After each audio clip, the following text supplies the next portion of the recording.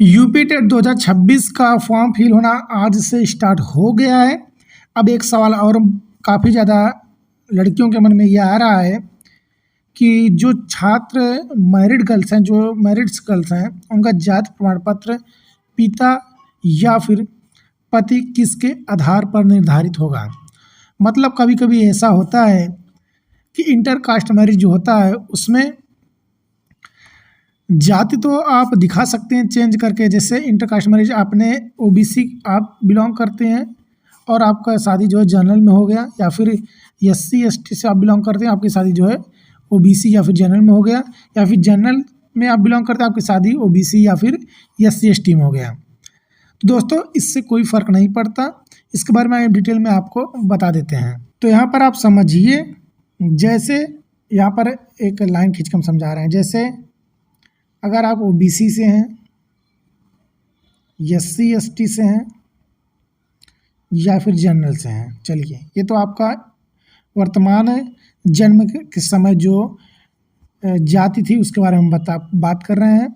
जैसे ओबीसी की कोई छात्रा हैं, उनकी शादी जनरल कैटेगरी किसी छात्र से हो गया, या फिर जनरल कैटेगरी किसी लड़के से, या फिर एससी एसटी के किसी लड़के से, या फिर एससी एसटी का ये डिफरेंस आप कर लीजिए। एससी एसटी की लड़की हैं, उनकी शादी जनरल कैटेगरी में किसी लड़के से, या फिर ओबीसी कैटेगरी में किसी लड़के से, या फिर जनरल कैटेगरी लड़की हैं, उनकी शादी ओबीसी में या फिर एससी एसटी में।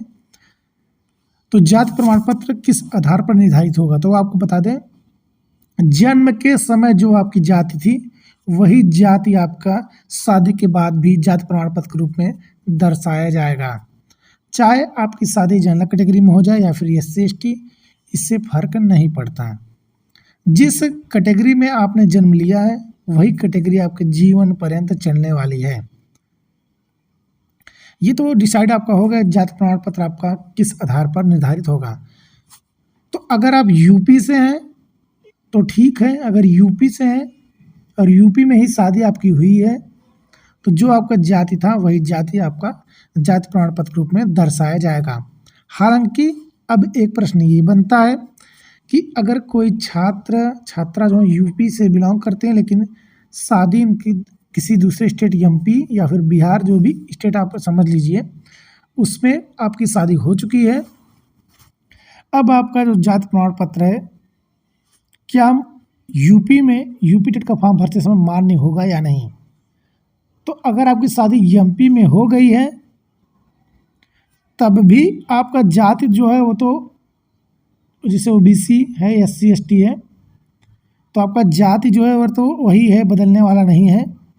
लेकिन अब आपको बेनिफिट मिलेगा नहीं कि इसके बारे में आपको समझना है कि यूपी टेट का फॉर्म फिल करते समय हमें बेनिफिट मिलेगा या नहीं। तो आपको बता दें, अगर आपका जो निवास प्रमाण पत्र है या फिर निवास जो है, निवास एड्रेस है, परमानेंट एड्रेस जो है वह आज भी यूपी का ही है, मतलब आप उस राज्य के परमानेंट निवासी नहीं हुए, डॉक्यूमेंट जो आपका होगा, जो आपका डॉक्यूमेंट होगा, जो डॉक्यूमेंट आप प्रस्तुत करेंगे उसमें आपका जो निवास होगा या फिर डोमिसाइल होगा वो आपका यूपी का ही होगा।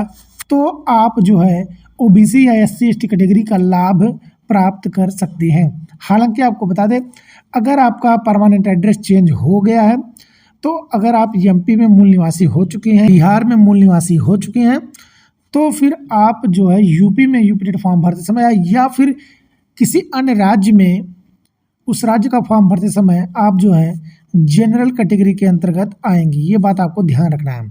सब कुछ डिपेंड करता है आप मूल निवासी इस समय कहाँ का है, कहाँ की है, मतलब जो आपका परमानेंट एड्रेस है वो आपका कहाँ का है। इस बात को आप बिल्कुल ध्यान रखिए। अगर आपका डोमिसाइल बदल चुका है, परमानेंट एड्रेस बदल चुका है, यूपी से आप एड्रेस आपका जो है परमानेंट बदल चुका है, तो फिर आप यूपी में जनरल कैटेगरी के अंतर्गत आने वाली है।